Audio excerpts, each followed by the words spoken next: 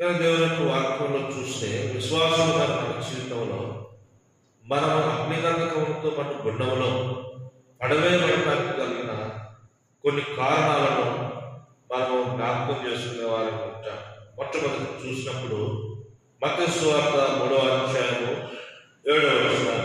మత్తయి సువార్త 3వ అధ్యాయము 7వ వచనాన్ని మనం చూద్దాం.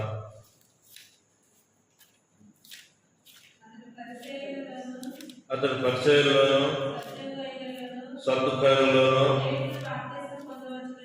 అనేకులు బాప్తిస్మము పొందవచ్చును చూచి, సర్వ సంతానమా, రాబో ఉగ్రతను తప్పించుకొనుటకు మీకు బుద్ధి చెప్పిన వాడు ఎవడు? మానవ కలిగిన ఫలములను ఫలించుడి.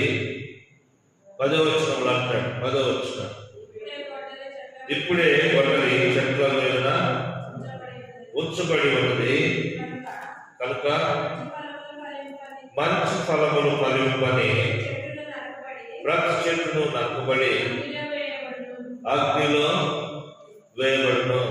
ఎవరు ఈ మంచి ఫలాలు ఫలించే చెట్లు? దుష్టుడు ఎలా మంచి ఫలాలు ఫలించలేదు, అవిశ్వాస మంచి ఫలాలు ఫలించలేదు. మంచి ఫలములు ఫలింపని ప్రతి చెట్టు నరికి అగ్నిలో వేయబడును. నరికి అగ్నిలో వేయబడు. విశ్వాసం గురించిన మాట యోహాను సువార్త 15:6లో కూడా మనం ఈ మాట చదువుతాం. 15:6, ఫలింపని ప్రతి తీగను కత్తిరించబడి అవి వెలుపటి పారవేయబడతాయి, అవి ఎండిపోతాయి. ఎండిపోయినటువంటి ఆ తీగలను ఏం చేస్తారంట? పోగు చేసి అగ్నిలో పారవేస్తారు. ఎవరి గురించి రాయబడింది మాట? ద్రాక్షావళిలో పెరుగుతున్న పనికిమాలిన తీగలు. ద్రాక్షావళిలో ఏమని పెట్టుకున్నాయి? పనికిమాలిన తీగలు ద్రాక్షావళిలో ఉన్నాయి. కానీ పనికిరానటువంటి, ఫలింపలేనటువంటి, ఉపయోగపడినటువంటి తీగలన్నింటినీ దేవుడు కత్తిరించి అగ్నిలో పడవేసేవాడుగా ఉంటాడు. కింద భాగంలోకి మనం వస్తే, మీరు ఫలించడం ద్వారా దేవుడు మనకు బహుగా మహిమ పొందేవాడుగా ఉంటాడు. దేవునికి మహిమను ఇవ్వలేనటువంటి ఒక విశ్వాసి తన ద్వారా దేవునికి మహిమను తీసుకురాలేనటువంటి విశ్వాసి ఎక్కడ వేయబడతాడు అంటే అగ్నిలో వేయబడతాడు. ఫలింపనటువంటి ప్రతి విశ్వాసి. చెట్టు దేవునికి సాదృశ్యంగా ఉంది, మనుషునికి సాదృశ్యంగా ఉంది. కానీ ఇంకో ఉదాహరణ మనం చూసినప్పుడు, యజమానుడు ద్రాక్ష తోటలో ఒక చెట్టును చూచాడు. ఏం చెట్టు అది? అంజూరపు చెట్టు. అంజూరపు చెట్టును చూచాడు.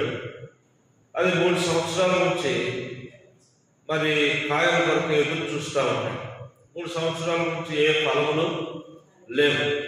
తోటమాలికి అంటూ ఉంటాడు, ఈ చెట్టు వల్ల ఈ పొలము లేకపోతే ఈ భూమి వృధా అయిపోతుంది, నువ్వేం చేయి, ఈ చెట్టుని నరికిపడే అన్నప్పుడు తోటమాలి అంటూ ఉంటాడు, అయ్యా ఈ ఒక్క సంవత్సరం అవకాశం నువ్వు, నేను దీనిని చుట్టూ బాగా త్రవ్వుతాను, అందులో ఉన్నటువంటి రాళ్లను తీసివేస్తాను, దాని చుట్టూ పెరిగినటువంటి ముళ్ళ కుంకలు గచ్చపొదలను ఏరివేస్తాను, నేను మంచిగా దానికి ఎరువేసి మంచిగా నీటిని కలుపుతాను, దాని చుట్టూ మంచిగా పాది చేస్తాను, ఈ సంవత్సరము చూద్దాం, లేకపోతే నరికి వేస్తాను.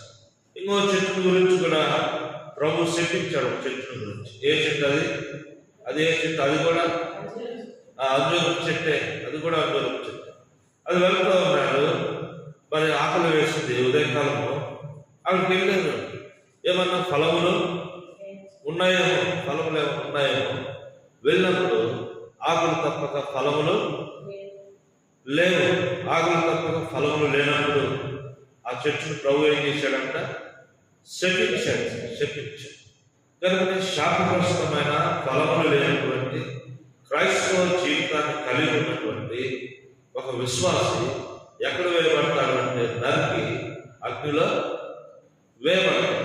నరికి అగ్నిలో వేయబడతాడు. ఇది మొదటి. రెండవదిగా చూస్తే మత్తయి సువార్త 3వ అధ్యాయం 12వ వచనం.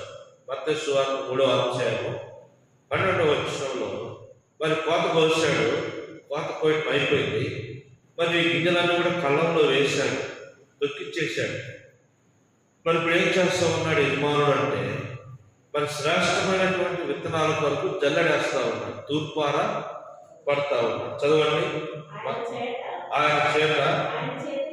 ఆయన చేతిలో ఉంది, ఆయన తన కళ్ళను బాగా శుభ్రం చేసి ఆ గోధుమలను కొట్టులో పోసి అగ్నిలో పొట్టును కాల్చివేయదు. రెండవది, పొట్టు లాంటి జీవితం కదా. గోధుమలు పొట్టులో వేయబడితే పొట్టు వచ్చేసరికి ఆరని అగ్నిలో వేయబడతాం. ఎవరి గురించి రాయబడిన మాట? ఎవరి గురించి? విశ్వాసుల గురించే. అవిశ్వాసులు అనే పదము ప్రకటన 21:8 చదివాం. ఇది ఎవరి గురించి? మారు మనసు పొందిన వాళ్ళ గురించి, రక్షణ పొందిన వాళ్ళ గురించి, విశ్వాసుల గురించి చెప్పబడతా ఉంది. విశ్వాస జీవితంలో కొంతమంది కొన్ని పర్యాయాలు ఎలా ఉంటామంట? పొట్టులాగా ఉంటాం. అంటే స్వల్పమైనటువంటి విశ్వాస జీవితం, తేలికైనటువంటి విశ్వాస జీవితం, ఫలింపలేని మరి గోధుమ గింజ వల్లే ఉండలేనటువంటి విశ్వాస జీవితం. గోధుమ గింజ గురించి రాయబడింది కదా మరి వెలుగుతాం యోహాను సువార్తల్లో. అది భూమిలో చనిపోయి అనేక గింజలను ఉత్పత్తి చేస్తారు.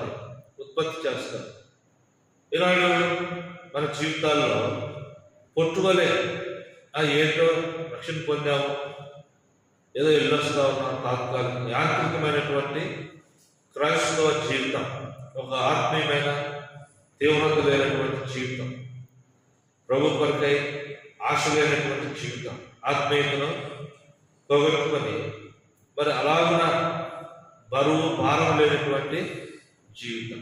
వీరి గురించి ఏం రాయబడిందంటే, అవి మేఘాలయనంట, కానీ వాటిలో ఏముండదంట?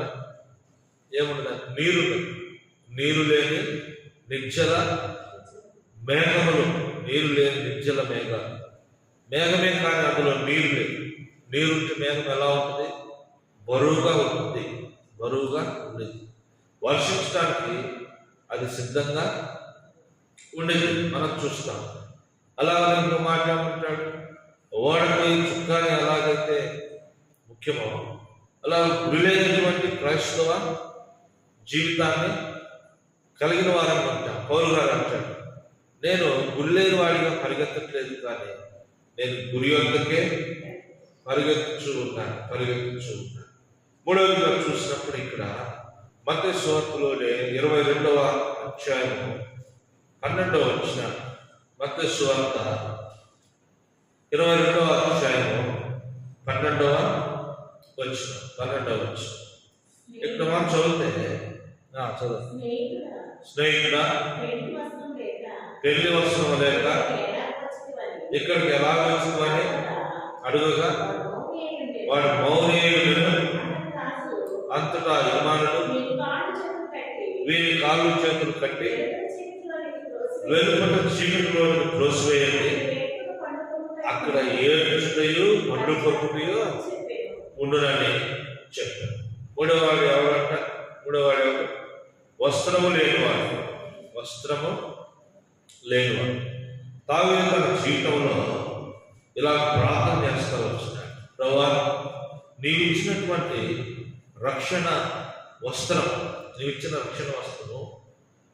మరి వ్యభిచారం ద్వారాను హత్య ద్వారా ఏమైపోయినాయంటే చినిగిపోయినాయి. తన జీవితంలో ప్రభు ఇచ్చినటువంటి రక్షణ వస్త్రం చినిగిపోయింది. వ్యభిచారం ద్వారాను అలాగే హత్య ద్వారా. ఇలా మనం చూస్తే ప్రాణ గ్రంథంలో కొంతమంది కనపడతా ఉన్నారు. వారు తమ వస్త్రములను గొర్రెపిల్ల యొక్క రక్తంలో ఉప్పుకొని వారు తెలుపు చేసుకు 7వ అధ్యాయం 13వ వచనం. ప్రాణ గ్రంథము 7వ అధ్యాయము 13వ వచనం. పెద్దలలో ఒకడు తెల్లని వస్త్రము ధరించుకున్న 14వ వచనం చివరిలో అంటాడు, గొర్రెల రక్తములో తమ వస్త్రములను కొని వాటిని తెలుపు చేసుకున్నవారు. ఆయన అంటున్నాడు, ఈ తెల్లని వస్త్రాలు ధరించుకున్న వాళ్ళు ఎవరు అంటే వీరెవరంట గొర్రెల యొక్క రక్తములో తమ వస్త్రములను ఉతుక్కుని తెలుపు చేసుకున్నారు. పెళ్లి వస్త్రములు లేకే వాడు పెళ్లికి వెళ్ళాడు. యజమానుడు చూచాడు, అసలు నేను ఇక్కడికి ఎలా రాగలుగుతా వచ్చినా, పెళ్లి వస్త్రం లేకుండా మరి లోపలికి ఎలాగో వచ్చాం. చూశాడు, అడుగుతా వచ్చాడు, ఏది వస్త్రాలు? వాడు మౌనంగా ఉంటా వచ్చాడు. దాసులను పిలిచాడు, వీని కాళ్ళు చేతులు కట్టి వెలుపట చీకట్లో పడవేయండి, అక్కడ ఏడ్చుతాయో పనులు కొరుకుతాయో ఉంటారు, పనులు కొరుకుతూ ఉంటారు. ఇంతకుముందు ఒక మాట మీకు జ్ఞాపకం చేయదు, అదేంటంటే మత్తయి సువార్త 13వ అధ్యాయం మరి 14వ వచనం చదవండి. మత్తయి సువార్తలో ఒక మాట నేను మరి కొట్టుని గురించి చెప్పాను, ఇంకో మాట కూడా ఉంది. ఆ మాట ఏంటంటే అది ఆ గోధుమలు చెప్పిన వెంటనే మనకి ఏం రావాలి? గుర్తు ఏం రావాలి? గురుగులు రావాలి. చౌత 13వ అధ్యాయం మత్తయి సువార్త 13వ అధ్యాయము చదవండి.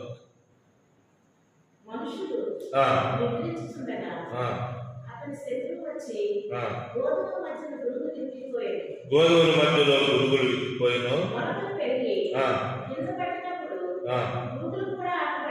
గురుగులు కూడా ఉన్నాయి.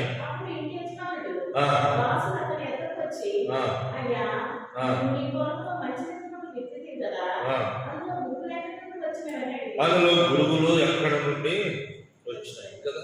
అందరూ విశ్వాసులే, కానీ అవిశ్వాసులు ఎక్కడ ఉన్నారు? విశ్వాసంలో ఎక్కడి నుంచి వచ్చినాయి? ఇంకో మాట నేను జ్ఞాపకం చేసిందంటే 13వ అధ్యాయంలోనే 41వ వచనం 39 వాటిని విత్తిన శత్రువు అపవాది, కోత యుగ సమాప్తి, కోతపోయే వారి దేవదూతలు, గురుగులు ఎలాగ కూర్చోబడి అగ్నిలో కాల్చివేయబడునో అలాగే యుగ సమాప్తి అందు జరుగును. 41 అంటాడు, మనిషి కుమారుడు తన దూతలను పంపును, వారు ఆయన రాజ్యములో నుండి ఆటంకములకు సకలమైన వాటిని దుర్నీతి పనులను సమకూర్చి అగ్నిగుండములో పడవేయదు, అక్కడ ఏర్పును పనులు ఉండును. ఇక్కడ దుర్నీతి పనులు 4వ వ్యాఖ్య అంటే దుర్నీతి పనులు, దేవుని యొక్క నీతిని జరిగించడం. బైబిల్లో మనం చూస్తే 4 రకాలైనటువంటి నీతిమంతులు మనకు కనపడతారు. బైబిల్లో 4 రకాలైనటువంటి నీతిమంతులు, వారి గురించి ధ్యానించాలి. వారిలో ఒకరి గురించి ప్రభు చెప్పాడు. వారు ఎవరి గురించి చెప్పండి? శాస్త్రంలో నీతి కంటేనో పరిసయ్యుల నీతి కంటేనో మన నీతి అధికము కాని ఎడల మీరు దేవుని రాజ్యంలో, అంటే దేవుని రాజ్యంలో ప్రవేశింపరు అంటే దాని అర్థమైంది. దేవుని రాజ్యంలో ప్రవేశించిన వాడు ఎక్కడుంటాడు? వెలుపట ఉంటాడు. వెలుపట ఏముంది? చీకటి ఉంది, వెలుపట వేదం ఉంది, వెలుపట ఏడవడం ఉంది, వెలుపట పళ్ళు కడుపు ఉంది, వెలుపట వేదన ఉంది, వెలుపట ఆరని అగ్ని ఉంది. మనం వెలుగుతాం. లూకా సువార్తలో ఒక ధనవంతుడు వెలుపట వేయబడ్డాడు. ఎక్కడ? మరి లాజరు ధనవంతుని యొక్క ఉపమా. అయ్యా ఇక్కడ ఏం చేస్తూ ఉన్నారంట? వేదన అనుభవిస్తూ ఉన్నారు, దత్తుతో బాధపడతా ఉన్నారు, కేకలు వేస్తూ ఉన్నారు. అంటే ఇక్కడ మనం చూసినప్పుడు వారు దుర్నీతి పరుడైనటువంటి వారు, వెలుపట ఉన్నాడు అంటే దేవుని రాజ్యంలో ప్రవేశించలేదు అంటే వెలుపట ఉన్నాడు. వెలుపట అంటే ఎక్కడ ఉంటాడు? వెలుపట ఉండటానికి ఉండాల్సిన స్థానం ఇంకా ఏముంది? అది ఒక్కటి నరకము మాత్రం. ఉంటే దేవుని రాజ్యంలో ఉండాలి, లేకపోతే నరకంలోనైనా ఉండాలి. దుర్నీతి పరులు దేవుని యొక్క నీతిని జరిగించలేనటువంటి వాడు. ఇంకోసారి అంటాడు, ప్రభువా ప్రభువా పిలుచువాడు పరలోకంలో ప్రవేశింపడినాడు, నా తండ్రి చిత్త ప్రకారం జరిగించువాడు పరలోకంలో ప్రవేశిస్తాడు. అంటే దేవుని యొక్క చిత్తాన్ని జరిగించకపోతే మనం ఎక్కడ ప్రవేశించలేము? పరలోకంలో ప్రవేశించలేము. పరలోకంలో ప్రవేశించలేమంటే మరి ఎక్కడ ప్రవేశించగలుగుతాం? చాలా ఈజీగా ఎక్కడ ఉండగలుగుతాం? నరకంలో ఉండగలుగుతాం. నరకంలో ఉండగలుగుతాం. కనుక నేను మొట్టమొదటిగా మనం చూసాము ఫలితమైనటువంటి చెట్లు. రెండవది మరి తూర్పాలు పట్టినప్పుడు ఎగిరిపోయి విలువలేనటువంటి పొట్టు, విలువలేనటువంటి పొట్టు లేదా గురుగులు. మూడవది ఏం చూసాము? రక్షణ వస్త్రం లేకుండానే ఎవరు కూడా పరలోకంలో ప్రవేశించలేదు. తమ వస్త్రములను గొర్రెల రక్తంతో ఉతుకున్నవారు. ఉదాహరణ మనం చూస్తే ఏదేనులో వారికి ఇవ్వబడిన వస్త్రాలు పోయినప్పుడు ప్రేమ కలిగిన దేవుడు ఏం చేశాడంటే గొర్రె పిల్లను వధించి వారికి చర్మాయ చొక్కాలను కుట్టించి అక్కడి నుంచి వారికి బయటకు పంపాడు. ప్రాణి గ్రంథం 19వ అధ్యాయంలో మనం చూస్తే అక్కడ వివాహ మహోత్సవం జరుగుతూ ఉంది. వివాహ మహోత్సవంలో వివాహానికి వెళ్ళినటువంటి వారికి ప్రత్యేకమైనటువంటి వస్త్రాలు ఉన్నాయి. మరి పెళ్లి కుమార్తె అలంకరించుకుంటా ఉంటుంది. తెల్లని సన్నపునార వస్త్రాలు ఈ పరిశుద్ధుల యొక్క నీతి, పరిశుద్ధుల యొక్క నీతి. 4వ తలంలో చూసాం, దుర్నీతి పరులు. శాస్త్రుల నీతి కంటేనో పరిచయాల నీతి కంటేనో మన నీతి అధికము కాలేమా మనము పరలోకంలో ప్రవేశించలేము. ఇంకో మాట మనం చూస్తాము. ఐదో మాట మనం చూస్తే ప్రకటన గ్రంథము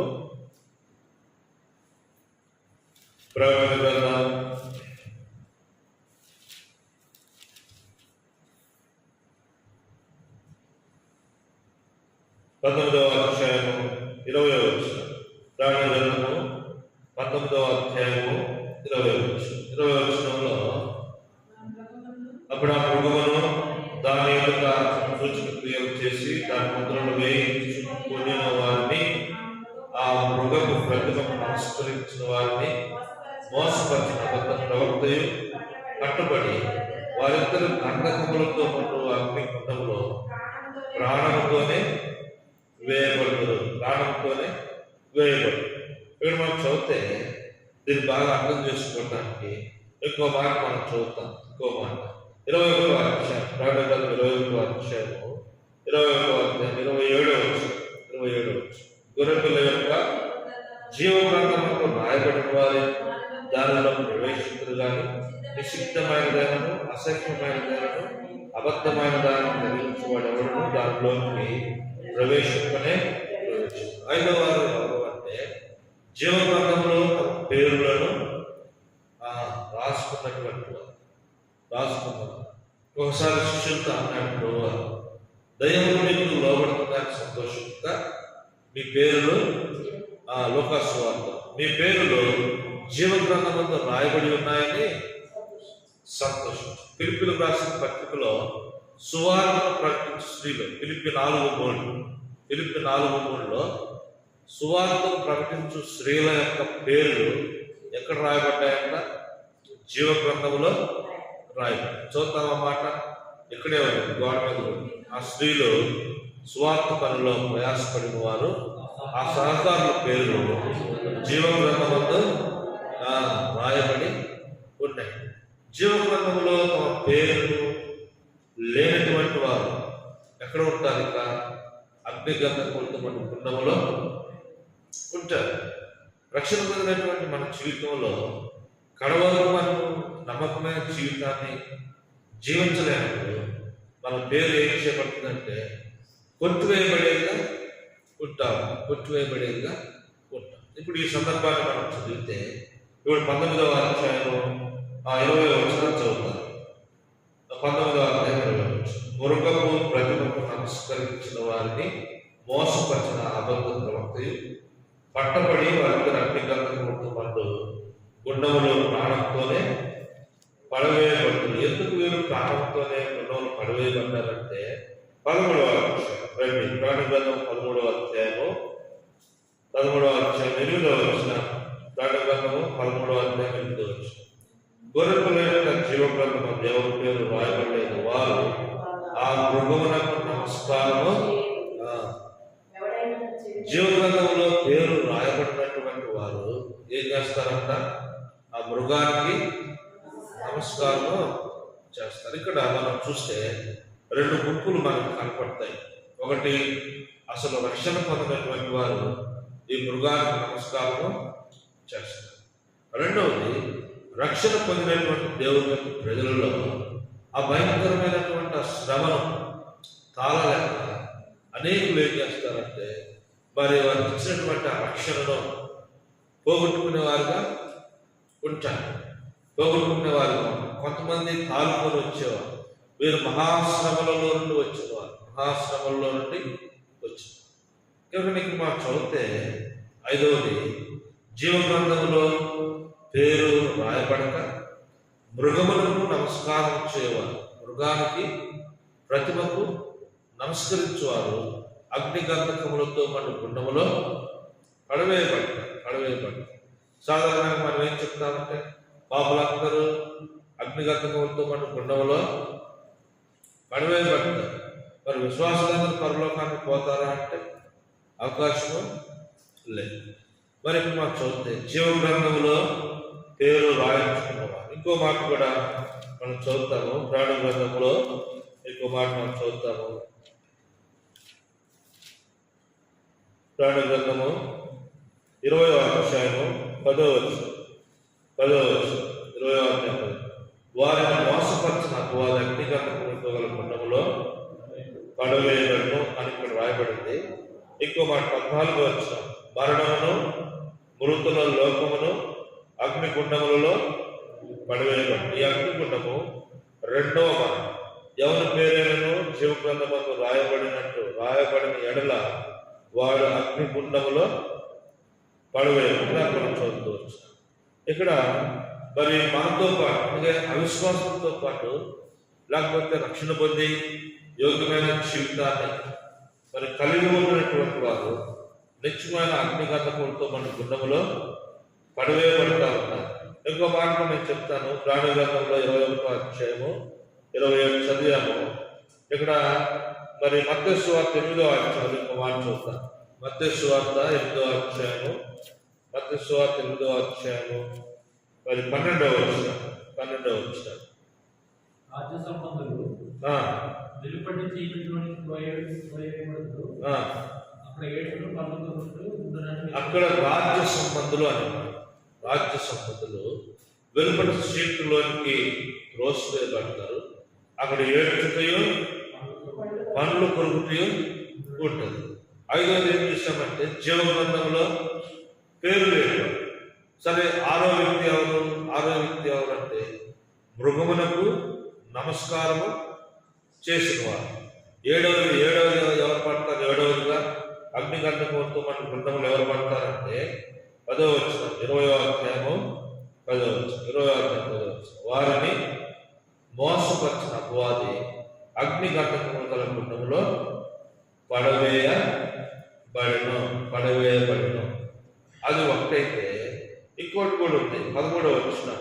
సముద్రము తనలో ఉన్న మృతులను అప్పగించును, మరణమును పాతాళలోకమును వాటి వశములో ఉన్న మృతులను అప్పగించును. వారిలో ప్రతి వాడు తన క్రియలు చుట్టూ తీర్పు పొందెను. మరణమును, మృతుల లోకమును అగ్నిగుండములో పడవేయబడిను. ఈ అగ్నిగుండము 2వ మరణం. ఈ భాగాల్లో మరి 3 వ్యక్తులను మనం చూస్తూ వచ్చిన 3 వ్యక్తులు ఎవరు అంటే, ఒకటి ప్రతిమకు నమస్కరించినటువంటి వారు, 2వది ఎవరంటే అబద్ధ ప్రవక్త. ప్రతిమకు నమస్కరించిన వారు అబద్ధ ప్రవక్త. ఇక్కడ మనం చూస్తే 13వ వచనంలో మృతులలో మరణమును, మృతుల పాతాళమును వాటి వంశములను అప్పగించును. వారిలో ప్రతి వాడు తన క్రియలు చుట్టూ తీర్పు 14 అంటాడు. మరణము, మృతులలో అగ్నిగుండములో పడవేయబడును అన్నది. 3వ వ్యక్తి ఎవరు అంటే, 3వ వ్యక్తి మనం చదివితే మరి 10వ వచనంలో మనం చదివాము. వారిని మోసపరిచిన అపవాది అగ్నిగంధకముల కుండంలో పడవేయబడును.